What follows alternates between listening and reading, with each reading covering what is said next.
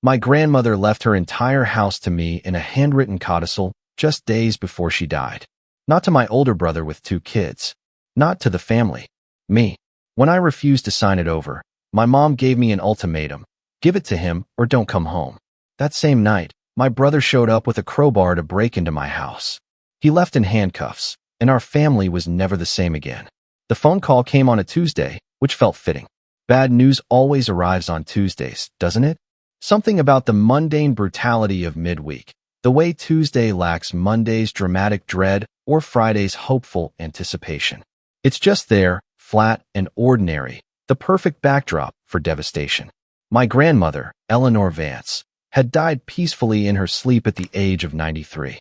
My mother's voice on the phone was thin, strained, performing grief in a way that didn't quite land. I murmured the appropriate condolences, asked about funeral arrangements, promised to book a flight. We hung up, and I sat in my small apartment in Portland, 3,000 miles from the small Virginia town where I'd grown up, and waited to feel something. The something arrived hours later, not as grief, but as memory. Grandma Eleanor's hands, gnarled and spotted, shelling peas on the back porch. Her voice, sharp as winter, cutting through my mother's excuses with, "Helen, that child needs new shoes, not your explanations." Her house, that beautiful, crumbling Victorian on Maple Street, with its wraparound porch and its leaky kitchen sink and its garden of unruly roses that bloomed crimson every June. Her house, where I'd spent every summer of my childhood, the one place I'd ever felt truly seen. I was 31 years old. I had lived in Portland for a decade, building a quiet life as a graphic designer, accumulating plants and cookbooks, and the careful distance of someone who learned early that family approval was a currency I'd never possess in sufficient quantity. My brother Derek had stayed in Virginia, married his high school sweetheart, produced 2 children, and cemented his position as the family's golden child. He was a sales manager at a car dealership, a role our mother described as executive leadership and I described, privately, as aggressively mediocre. He had our mother's charm, our late father's confidence, and my grandmother's complete and utter indifference. Grandma Eleanor had never hidden her favoritism, though it was a peculiar kind of favoritism, not warm or indulgent, but precise and unflinching. She saw through Derek's bluster the way she saw through everyone's pretenses, and she did not reward performance. She rewarded substance. And for reasons I spent years trying to understand, she saw substance in me. "You're the only one in that family who isn't selling something," she told me once, when I was 16 and helping her weed the garden. "Your mother sells devotion to your brother. Your brother sells confidence he doesn't feel. Your father sold insurance and then sold his soul to keep your mother happy. But you just are what you are. No pitch. No angle. That's rare, Leah. Don't let them talk you out of it." I didn't understand then what she was giving me. I thought she was just being grandma, blunt and unsentimental. I didn't realize she was handing me a blueprint for survival. The funeral was held on a gray November Saturday, the sky the color of old pewter. I flew in the night before, rented a car, and checked into a hotel rather than stay at my mother's house. The message was clear, though no one acknowledged it. I was no longer a resident of that world, only a visitor passing through. The service was at St. Mark's Episcopal, the church where Grandma Eleanor had sung in the choir for 60 years. The pews were full. She had outlived most of her friends, but their children came, and their grandchildren, and a surprising number of people I didn't recognize whose lives she had touched in small, indelible ways. The priest spoke of her faith, her stubbornness, her legendary garden. My mother delivered a eulogy that was heavy on piety and light on specific memory. Derek spoke next, his voice cracking at carefully orchestrated moments, performing grief with the same practiced ease he brought to sales pitches and family gatherings. He talked about her legacy of family values and the importance of passing things down to the next generation. I sat in the second row, hands folded in my lap, and watched him plant the seeds of his entitlement. After the service, we gathered at my mother's house for the reception. The same house I'd grown up in, with its identical layout and its completely different emotional geography. My childhood bedroom was now a craft room, my books long since donated, my presence erased as efficiently as if I'd never lived there. I stood in the corner with a paper plate of cold cuts, making small talk with distant cousins who couldn't quite remember my name. Derek found me by the punch bowl, his wife Karen trailing behind him with a baby on her hip and a toddler clinging to her leg. He looked the picture of family success, slightly softened by 35 years in good living, dressed in a suit that cost more than my monthly rent, his smile as wide and insincere as ever. "Leah," he said, clasping my shoulder with the warmth of a used car salesman greeting a mark. "So good you could make it. I know it's hard, getting away from your busy life out there." "My busy life?" I repeated. "Yes, so hard." He laughed, a practiced rumble, always with the sarcasm. "You know, I was thinking we should talk about Grandma's estate.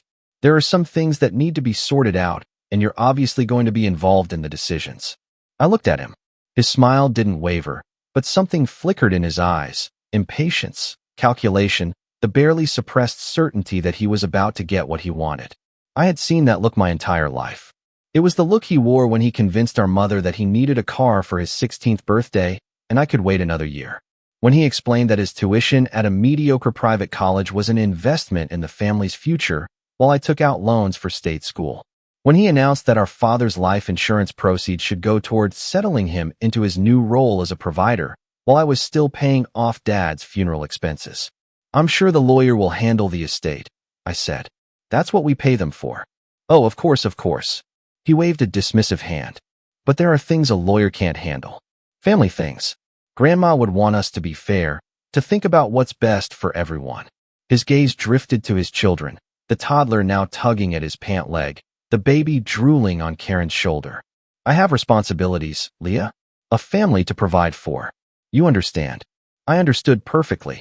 I understood that he was already counting my inheritance as his, already rationalizing his entitlement as necessity, already positioning me as the obstacle to his rightful prosperity.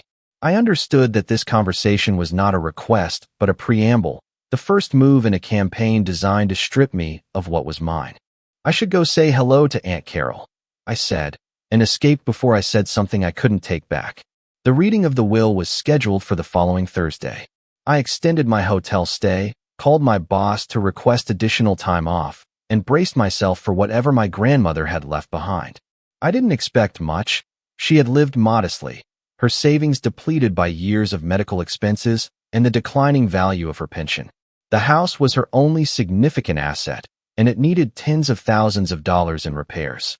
I assumed she would leave it to my mother, who would immediately transfer ownership to Derek, and the cycle of family resource redistribution would continue, as it always had. I was wrong.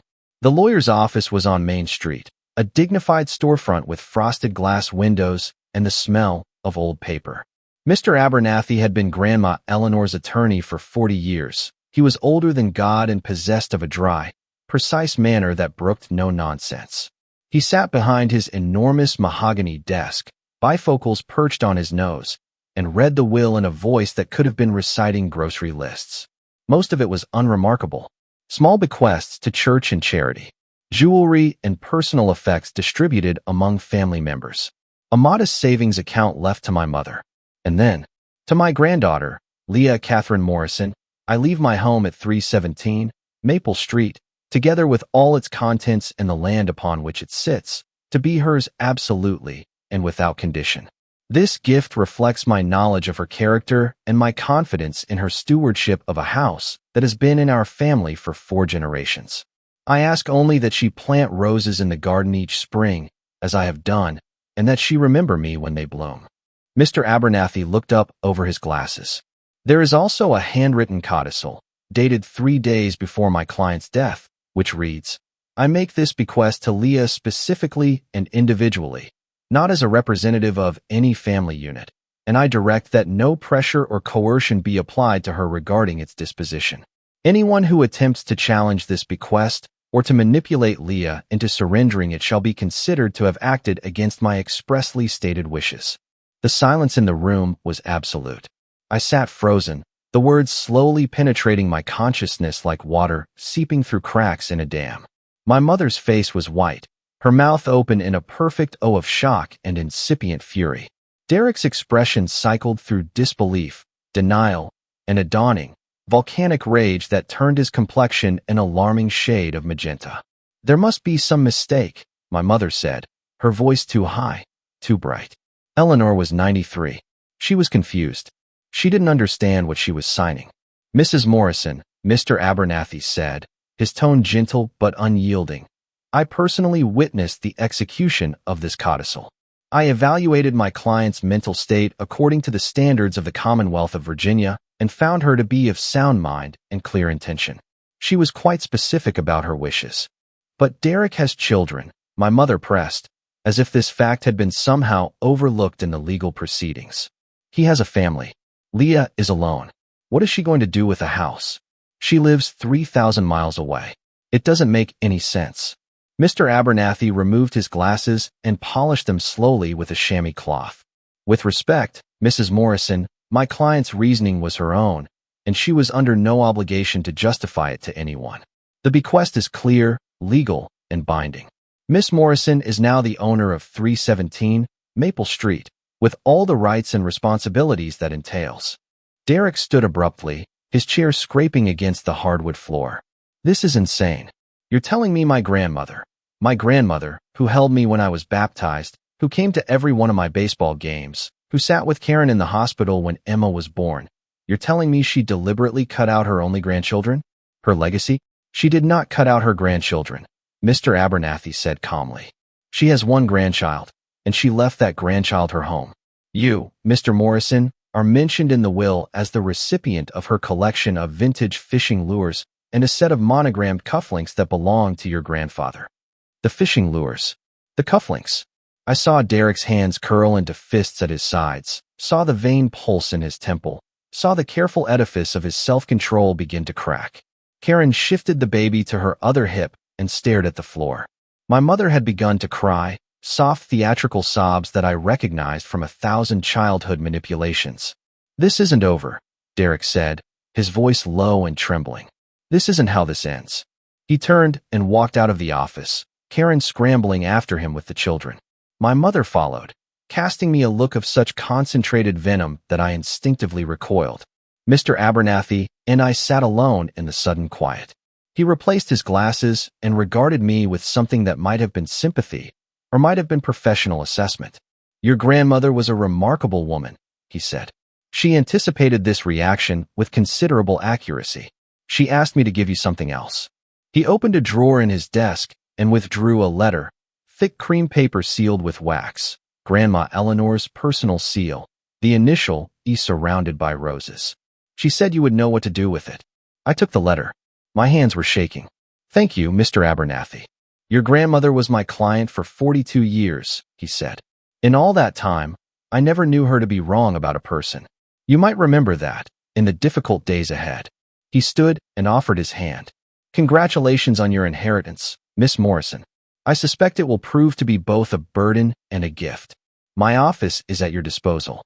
I walked out of the law office into the cold November sunshine, Grandma Eleanor's letter burning a hole in my purse, and tried to comprehend what had just happened. I was a homeowner. I was the custodian of a century-old Victorian with a leaky roof and a rose garden and 4 generations of family history. I was, apparently, the only person my grandmother had trusted with her legacy, and my brother wanted to destroy me for it. I didn't open the letter that night. I sat in my hotel room, the envelope propped against the lamp on the nightstand, and stared at it for hours. The wax seal glowed amber in the lamplight. Grandma Eleanor's roses a silent testament to her foresight. She had known this would happen. She had known Derek would react with rage, my mother with manipulation. The family machinery of entitlement and coercion would grind into motion. And she had given me a weapon, or a shield, or perhaps simply a farewell. I wouldn't know until I opened it. But I wasn't ready. Not yet. First, I needed to see the house. I drove to Maple Street the next morning, the sky still that same November pewter, the trees bare and skeletal along the quiet residential road. 317 stood at the end of a row of similar Victorians, its wraparound porch sagging slightly, its paint peeling in graceful scrolls, its garden a tangle of dormant roses and autumn leaves. It looked tired and sad and impossibly dear. I had a key. Grandma Eleanor had given it to me years ago, pressing it into my palm with the words, "You always come home, don't you? You always find your way back." I unlocked the front door and stepped into the dim, cool foyer, and the smell of her enveloped me. Lavender sachets, old wood, the faint sweet smoke of the Virginia Slims she'd quit 20 years ago, but which had permeated every fiber of the house.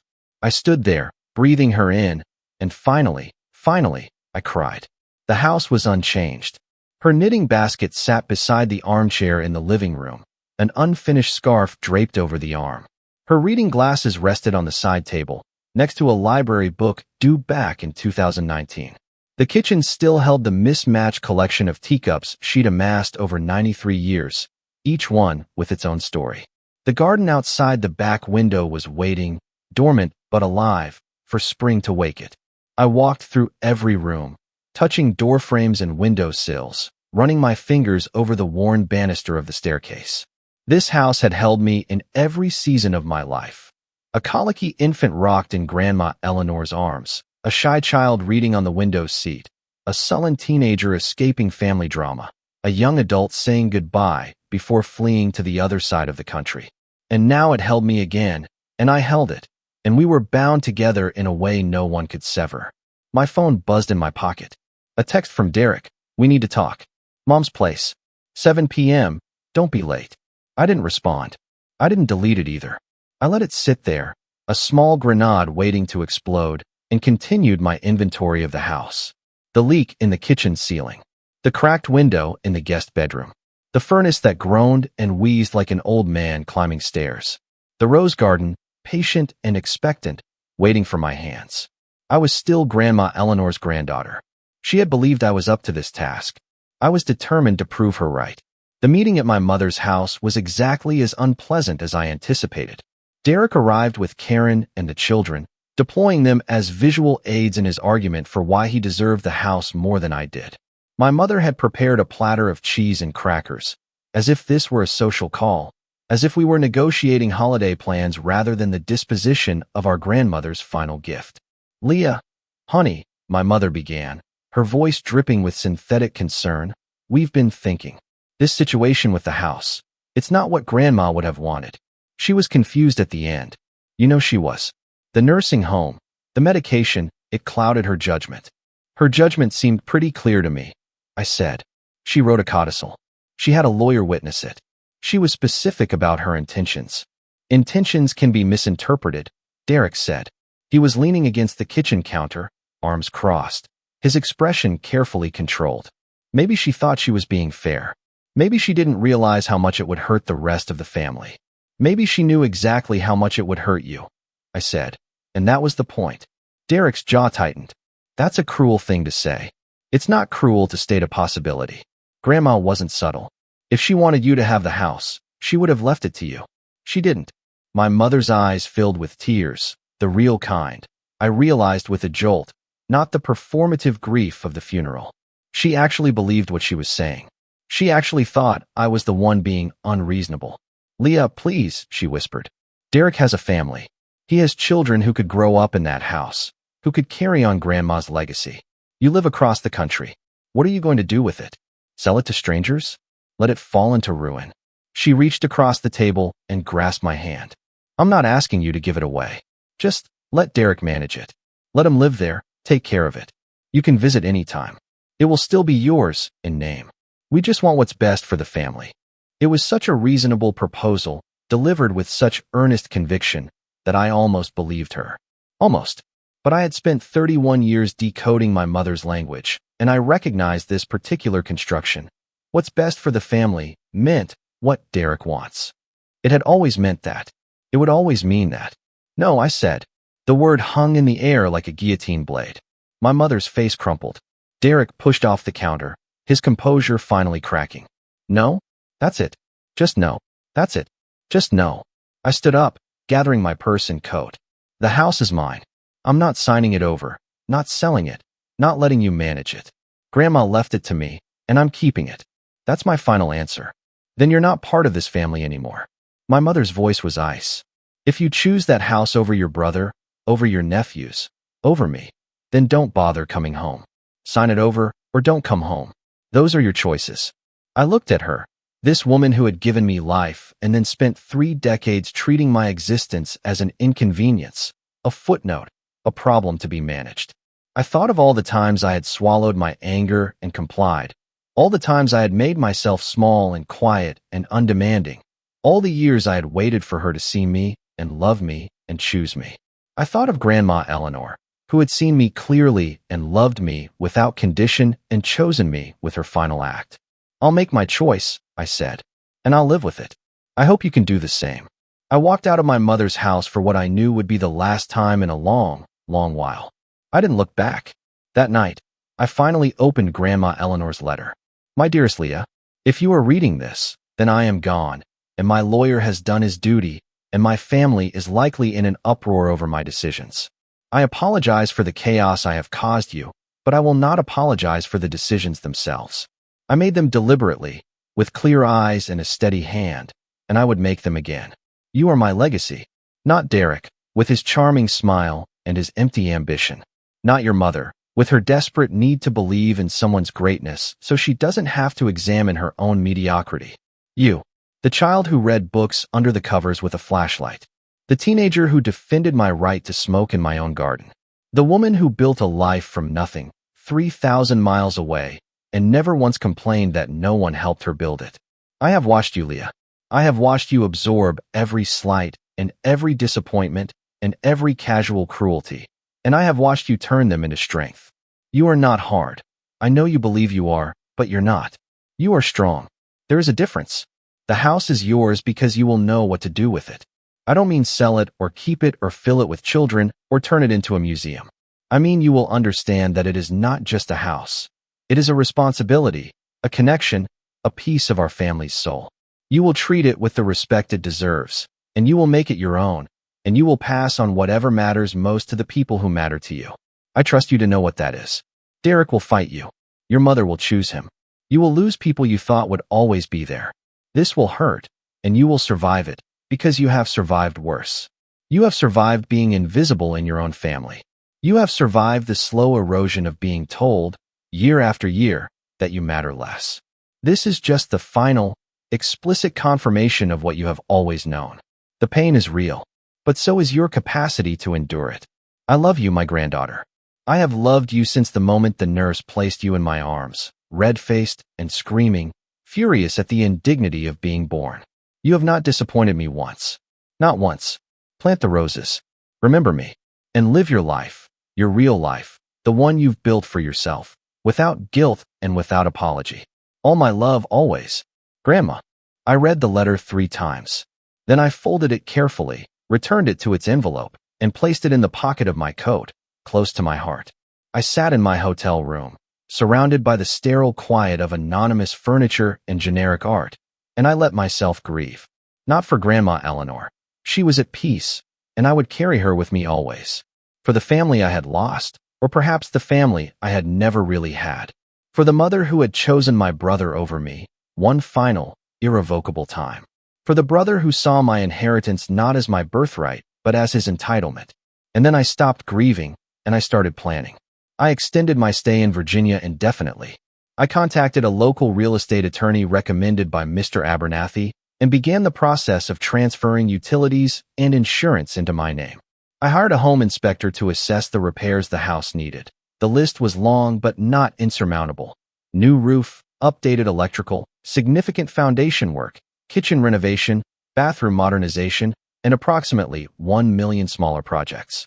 I opened a spreadsheet and began calculating costs, timelines, priorities. And I waited, because I knew Derek wouldn't let this go. He had never let anything go, not once in his entire life. He was the kind of person who interpreted refusal as a challenge, boundaries as obstacles to be demolished, other people's property as his own delayed gratification. He had spent 35 years getting everything he wanted, and he had absolutely no framework for being told no. The first week was quiet. I assumed Derek was consulting with lawyers, searching for loopholes in Grandma's will, preparing his legal assault. I instructed my attorney to be ready for a challenge, but none came. Instead, the pressure shifted to other fronts. My Aunt Carol called to tell me I was being selfish and short-sighted. My cousin Mark texted to say he understood both sides, but hoped I would do the right thing. A high school friend I hadn't spoken to in 15 years sent me a Facebook message asking if I'd considered how hard it must be for Derek, raising 2 kids in this economy. The flying monkeys had been deployed, and they were working overtime. I ignored them all. I blocked numbers, muted conversations, curated my social media presence into a fortress of privacy.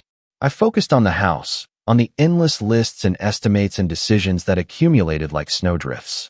I found a local contractor, a no-nonsense woman named Rosa who assessed the foundation with professional detachment and quoted me a price that made my eyes water. I accepted it. I signed papers and wrote checks and watched my carefully accumulated savings drain away, and I felt nothing but a profound, stubborn satisfaction. This was my house. I was investing in it, committing to it, binding my future to its creaking bones and leaky pipes. Grandma Eleanor had trusted me with her legacy, and I would not betray that trust. The second week, my mother called 7 times. I didn't answer. She left voicemails that cycled through pleading, anger, grief, and back to pleading. Your brother is hurting. Your nephews miss you. I can't believe you're doing this to our family. I listened to each one, deleted it, and added another line item to my renovation spreadsheet. On the 12th day, Derek called. I answered, because I knew this conversation was inevitable, and I wanted it on my terms. Leah. His voice was tight, controlled. We need to resolve this. It's already resolved. The house is mine. I'm keeping it. You're being unreasonable. You know I can't afford to buy a house right now. You know the kids need stability. You know Mom is devastated. Each sentence was a bullet, carefully aimed. I'm not asking you to give it to me for nothing. I'm asking you to think about what's fair. What's fair? I repeated. Define fair.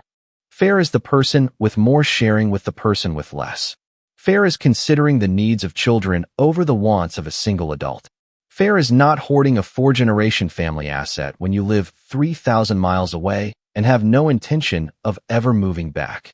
His voice was rising, the careful control beginning to slip. Fair is not destroying your family over a piece of property. Grandma didn't think so, I said. She had 93 years to consider what was fair. She made her choice. Grandma was senile. She was lucid enough to write a codicil and have it legally witnessed. She was lucid enough to call her lawyer and explicitly state her wishes. She was lucid enough to see you clearly, probably more clearly than you've ever seen yourself. I paused. You know what I think? I think you're not actually upset about the house. I think you're upset that Grandma saw through you. I think you spent your whole life performing for her, trying to be the golden grandson, and she never bought it. And now, with her final act, she proved it. That's what you can't forgive. Not me. Her. The silence on the other end of the line was absolute. I could hear his breathing, quick and shallow. I could hear the rage building, the denial forming, the narrative of victimhood reassembling itself in his mind. You're wrong, he said finally. You've always been wrong about me. You've always been jealous, always resented that I had what you didn't. And now you're using Grandma's confusion to punish me for your own inadequacy. His voice dropped to something low and terrible. But you won't get away with it. I promise you that. He hung up. I set down my phone, my hands steady, my heart rate calm. I had expected this. I had prepared for this. I had spent my entire life preparing for this. The moment when my brother's entitlement collided with my refusal, and something had to break. I just didn't expect it to break quite so spectacularly. It happened 3 days later. I was at the house, meeting with Rosa to review the foundation repair schedule, when my phone buzzed with a notification from my security system. I had installed cameras after my first week in town, not because I expected trouble, but because Grandma Eleanor's house had been broken into twice in the previous decade, and the neighborhood, while quiet, was not immune to opportunistic crime. The notification was a motion alert from the backdoor camera. I opened the app and watched, in real time, as my brother Derek approached the house with a crowbar in one hand and a duffel bag in the other. Rosa saw my face change. What is it? It's my brother. My voice was remarkably calm. He's trying to break into my house. Rosa, to her credit, did not panic. She looked at the camera feed over my shoulder, assessed the situation with professional detachment, and said, "You call the police. I'll go make sure he doesn't damage my foundation before I get a chance to fix it." I called 911.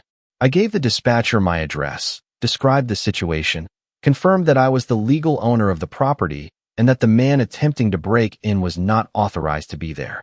I watched the camera feed as Derek wedged the crowbar into the doorframe.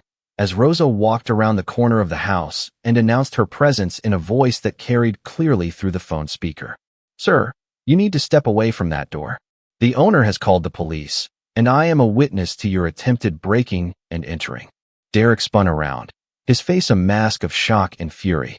"Who the hell are you? This is my family's house. Actually, it's Leah Morrison's house. I have the contract to prove it. And you have approximately 3 minutes before the police arrive." Rosa folded her arms and settled into what I recognized as her unmovable object stance. She was 5'2" and built like a fire hydrant, and she had successfully faced down subcontractors, suppliers, and city inspectors for 30 years. Derek didn't stand a chance. He did not, to his credit, attempt to assault her. He did, however, attempt to flee. He made it approximately halfway down the driveway before the first squad car arrived, lights flashing, effectively blocking his exit. 2 more cars followed, and within minutes, my brother was spread-eagled against the hood of his own SUV, being handcuffed while his children's car seats stared impassively through the rear window. I watched it all on my phone, standing in Grandma Eleanor's kitchen, the smell of lavender and old wood surrounding me. I watched Derek's face cycle through rage, disbelief, and the first cold tendrils of fear as the officers read him his rights. I watched him try to explain, to justify, to talk his way out of consequences as he had talked his way out of everything his entire life. I watched it not work. When I arrived at the scene, the officers were loading Derek into the back of a squad car. He saw me and lunged against the restraints, his face pressed against the window, screaming something I couldn't hear through the glass. It was probably for the best. "Ma'am, are you the property owner?" The officer who approached me was young, with kind eyes and a patient demeanor. I showed him my identification, my deed, the video footage from my security cameras. He reviewed everything, nodded, and said, "We have more than enough for felony breaking and entering with intent. Your brother is looking at serious charges." I thought about Derek's children. I thought about my mother's inevitable reaction. I thought about the family schism that was about to become a permanent, uncrossable chasm. And I thought about Grandma Eleanor's letter, tucked in my coat pocket, her final words of faith and love. "Thank you, officer," I said. "I'd like to press charges." The fallout was, as expected, nuclear. My mother called within the hour, her voice a high, keening wail of accusation and grief. "You had your own brother arrested. Your own flesh and blood. What kind of monster are you?" "The kind that doesn't let people break into her house with crowbars," I said. "He made a choice. He's facing the consequences. He was trying to protect his family. He was desperate. You pushed him to this." "I pushed him? By refusing to give him my legally inherited property? That's not pushing, Mom. That's having a boundary. He's the one who escalated to criminal activity. He wouldn't have had to escalate if you'd just been reasonable." Her voice cracked. "Do you have any idea what this is doing to his children? To Karen?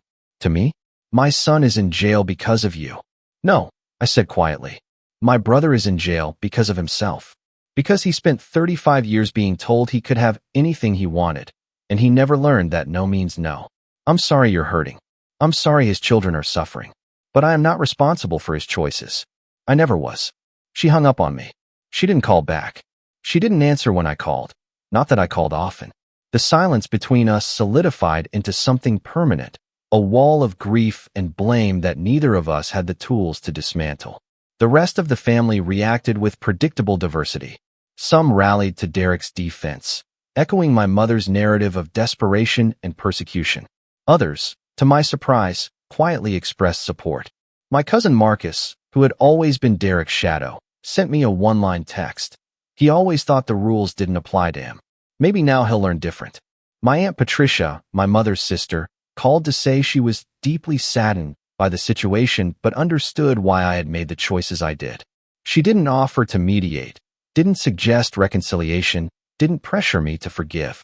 She just listened and said she was sorry and asked if I needed anything. I needed a lot of things. I needed my grandmother back. I needed my mother to see me. I needed my brother to understand that his entitlement was not destiny. But those needs were beyond anyone's power to fulfill, so I focused on what I could control: the house, the renovations, the slow, patient work of making Grandma Eleanor's legacy my own. Derek was released on bail the next day, pending trial. His attorney, a sharp, expensive lawyer my mother had somehow financed, issued a statement characterizing the incident as a misunderstanding between family members and expressing confidence that the charges would be dropped. I forwarded the statement to my own attorney, who forwarded it to the district attorney's office, along with the security footage and a detailed timeline of Derek's escalating threats and demands. The charges were not dropped. The weeks that followed were the strangest of my life. I remained in Virginia, commuting back to Portland for essential work obligations, but basing myself primarily at the house. I hired a project manager to oversee the renovations and spent my days making decisions about tile and paint and fixtures, transforming Grandma Eleanor's time capsule into something that was both hers and mine. I kept her knitting basket in the living room, her reading glasses on the side table, her teacup collection in the kitchen cabinets. But I also painted the guest bedroom a deep, peaceful blue. I replaced the leaky kitchen faucet with a sleek modern fixture. I installed energy-efficient windows and a smart thermostat and a security system that sent alerts directly to my phone. I was building a home. My home. For the first time in my life, I was building something permanent, something rooted, something that would outlast me. It was terrifying and exhilarating and profoundly, unexpectedly healing. Derek's trial was scheduled for March. His attorney attempted to negotiate a plea deal, misdemeanor trespassing, probation, community service, but the DA's office, having reviewed the evidence in my statement, insisted on proceeding with the original felony charge. I received periodic updates from my lawyer, clinical summaries of motions and hearings, and legal maneuvering. I did not attend any of it. I did not speak to Derek or my mother or any of the relatives who had aligned themselves with his cause. I focused on my house, my work, my carefully constructed new life. In February, I received a letter from Derek's wife, Karen. It was handwritten, on floral stationery, the envelope addressed in careful cursive. Leah, I don't expect you to forgive Derek. I don't expect you to drop the charges or help with his legal fees or do anything that would make this situation easier for us. I'm not writing to ask for anything. I'm writing because I need you to know that I see what happened. Not the break-in. I was at home with the kids. I didn't know what he was planning until the police called. I mean all of it. The years of entitlement. The way your parents favored him. The way he always assumed that whatever you had was rightfully his. I saw it, and I didn't stop it, and I'm sorry. I married Derek when I was 22 years old. I thought his confidence was attractive, his ambition admirable, his certainty that the world owed him something just normal. It took me 10 years and 2 children to realize that confidence without character is just arrogance, and ambition without ethics is just greed. I'm not excusing myself. I enabled him, supported him, benefited from his ability to get whatever he wanted. I'm complicit in the person he became. But I'm also the mother of his children, and those children are watching their father face consequences for the first time in his life. I don't know if this will change him. I don't know if anything can change him. But I'm going to try, for their sake, to raise them differently. To teach them that the world doesn't owe them anything, that other people's property isn't theirs for the taking, that no means no even when you really, really want it to mean yes. I don't expect you to care about any of this. I don't expect you to reply. I just needed to say it, for my own conscience, and to acknowledge that you were right all along. Karen. I read the letter 3 times. Then I folded it carefully and placed it in the drawer of my nightstand, next to Grandma Eleanor's letter and the key to the house. I didn't reply. I didn't know what to say, or if anything needed to be said. But I kept the letter, and sometimes, in the quiet evenings, I took it out and read it again, and felt something loosen in my chest that had been tight for as long as I could remember. The trial began on a Monday in early March. I did not attend, but I followed the coverage through my attorney's updates. The prosecution presented the security footage, the text messages Derek had sent me demanding the house, the voicemails my mother had left pressuring me to sign it over. They called me as a witness. I testified via video link from my attorney's office, answering questions calmly and precisely, neither minimizing nor dramatizing the events. Derek's attorney attempted to portray him as a desperate father acting under emotional duress, but the evidence was overwhelming, and the narrative of victimhood crumbled under cross-examination. On Thursday, the jury returned its verdict, guilty on all counts. Derek was sentenced to 3 years of probation, mandatory anger management counseling, and 200 hours of community service. He was ordered to pay restitution for the damage to my doorframe and to have no contact with me for the duration of his probation. He stood in the courtroom, in his expensive suit with his expensive lawyer, and listened to the judge explain that privilege was not immunity and entitlement was not a defense. My mother wept audibly in the gallery. Derek's face was expressionless, a mask of controlled defeat.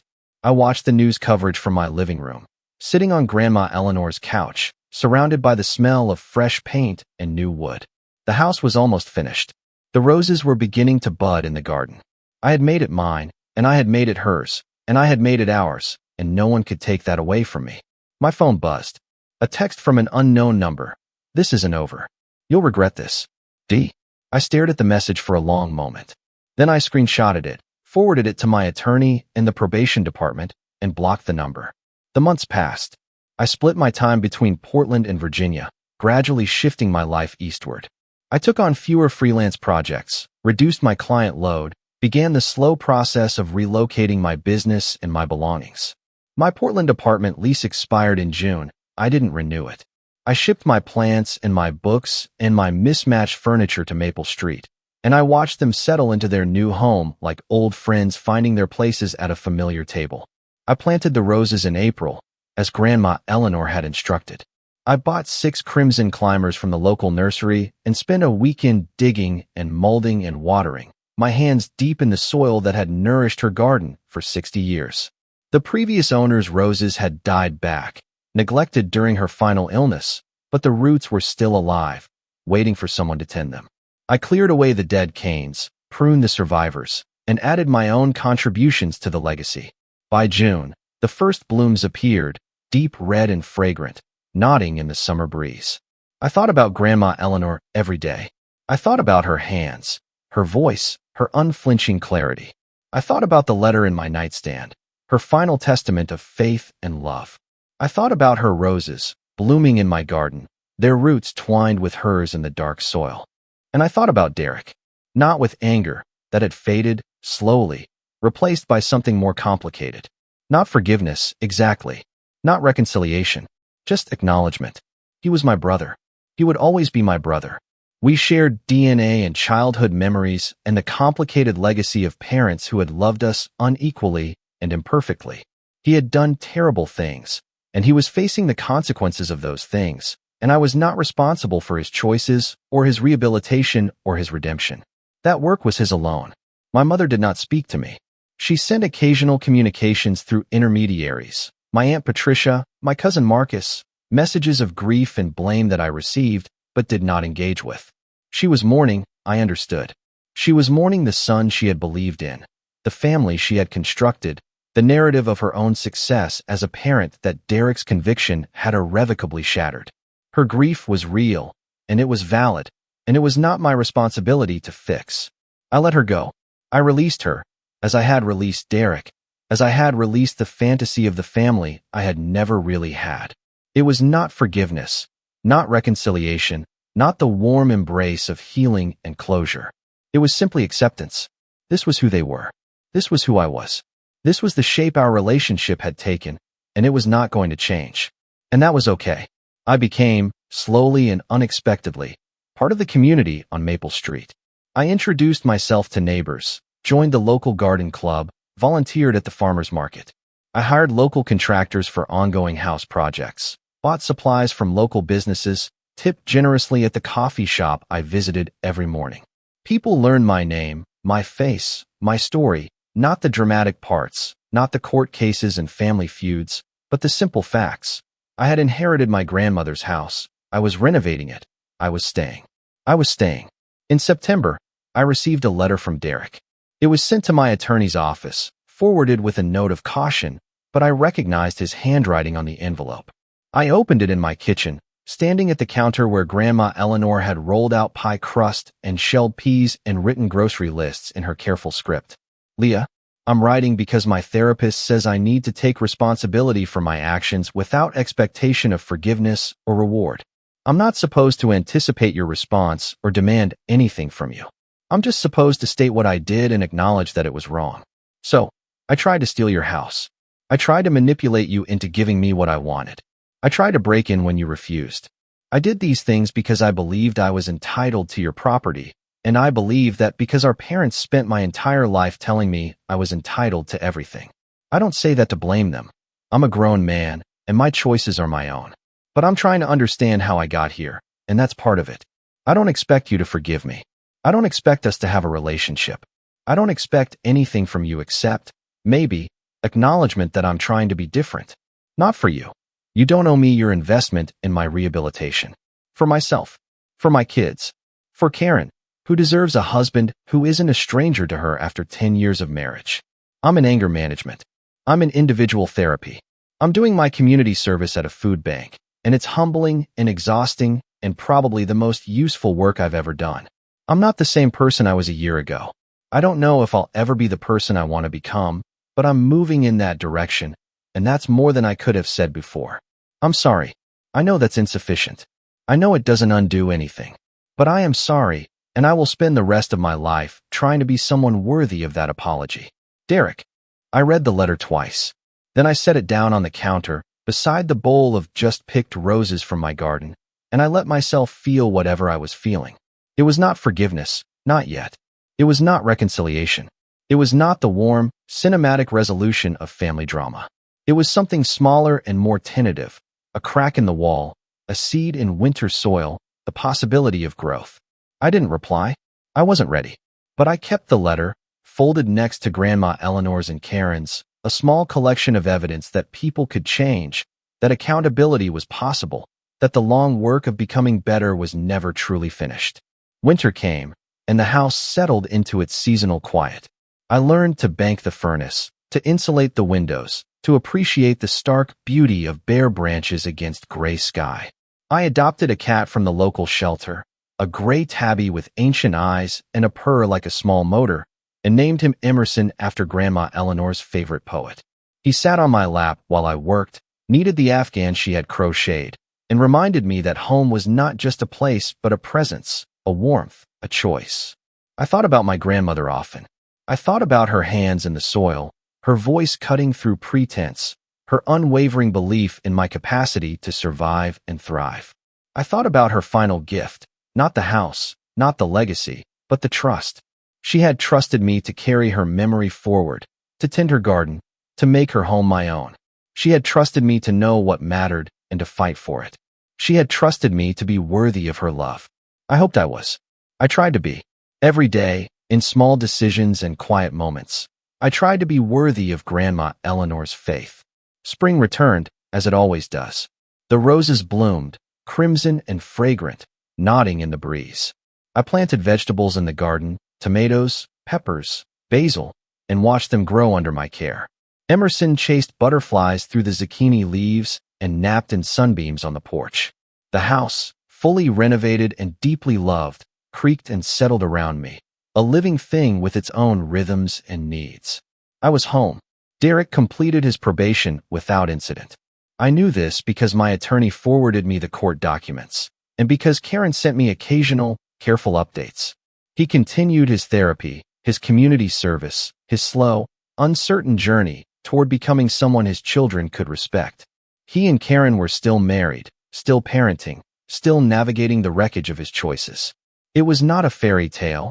There was no dramatic transformation, no sudden enlightenment, no hallmark moment of tearful reconciliation. It was just work, day after day, the patient labor of rebuilding a life from the ground up. I did not reach out to him. He did not reach out to me. The no-contact order had expired, but the distance between us remained, a gulf not of anger, but of absence. We were strangers who shared DNA, siblings in name only, and neither of us seemed to know how to bridge the space between who we had been and who we might become. Maybe we never would. Maybe some wounds were too deep, some betrayals too fundamental, for the kind of healing that produces forgiveness and reconciliation. Maybe the best we could hope for was parallel lives, non-intersecting orbits, the quiet acknowledgement that we existed in the same world but not the same story. I thought about this often, in the evenings, sitting on my porch with Emerson in my lap and the roses blooming at my feet. I thought about family and inheritance and the difference between blood and choice. I thought about Grandma Eleanor, who had chosen me, and my mother, who had chosen Derek, and Derek, who had chosen himself. I thought about my own choices, to keep the house, to press charges, to build a life in a place that had once been my exile and was now my sanctuary. I thought about the word home and what it meant to belong somewhere, to someone, to yourself. In June, I received an invitation to my nephew's 8th birthday party. It was sent by Karen on bright construction paper covered in stickers and crayon drawings. "Ethan really wants you to come," she wrote in the accompanying note. "He doesn't understand the family drama. He just knows he has an aunt who lives in Grandma Eleanor's house, and he thinks that's pretty cool." I looked at the invitation for a long time. I looked at the clumsy crayon drawing of a house with a wraparound porch and crimson flowers in the garden. I looked at Ethan's careful, painstaking signature, each letter formed with the concentration of a child still learning to control a pencil. I looked at the date, the time, the address of a park I knew well, one where Grandma Eleanor had taken Derek and me for picnics when we were children. I didn't go. I wasn't ready. But I kept the invitation folded next to the other letters in my nightstand drawer, and I let myself imagine a future where I might. The summer passed in its slow, golden rhythm. I worked. I gardened. I read on the porch with Emerson purring at my side. I became a regular at the coffee shop, a familiar face at the farmer's market, a reliable volunteer at the community garden. I was no longer the Morrison granddaughter who had inherited the old Victorian. I was just Leah, who lived on Maple Street and grew exceptional roses and always had a kind word for everyone she met. It was enough. More than enough. It was everything. In September, my mother died. The call came from my Aunt Patricia, her voice heavy with grief and the awkwardness of delivering news to a estranged daughter. It was sudden, they said. A stroke. She was gone before the ambulance arrived. The funeral was Saturday. They hoped I would come. I went. The service was at St. Mark's, the same church where we had buried Grandma Eleanor, where generations of Morrisons had been baptized and married and memorialized. I sat in the back pew, alone, and listened to the priest speak of my mother's life, her devotion to family, her volunteer work at the hospital auxiliary. Derek delivered a eulogy, his voice steady and sad, speaking of her love and her sacrifice and her unshakable belief in her children.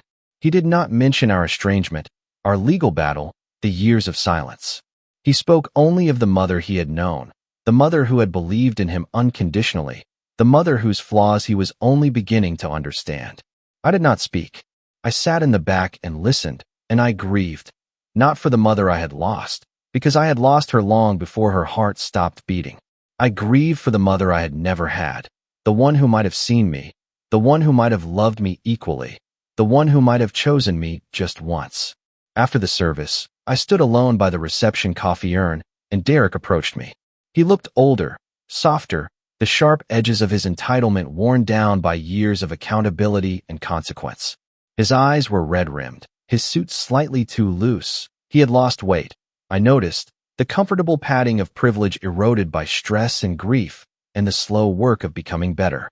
"Leah." His voice was quiet, uncertain. "Thank you for coming." I nodded. "She was my mother too." "Yes, she was." He hesitated, then said, "She never stopped loving you. She just didn't know how to show it. She didn't know how to be wrong. She had 31 years to learn." I said. "She chose not to." He flinched, but didn't argue. "I know. I'm not making excuses. For her, or for me. I just wanted you to know that she talked about you." At the end, she said she wished she had done things differently. She said she was proud of you, even though she never told you. The words hung between us, too late and too little, and perhaps, also, genuine. I didn't know if I believed them. I didn't know if it mattered. My mother was gone, and whatever truth she had carried to her grave was hers alone, inaccessible to my grief or my forgiveness. "Thank you for telling me," I said. It was not absolution. It was not reconciliation. It was simply acknowledgement. Derek nodded.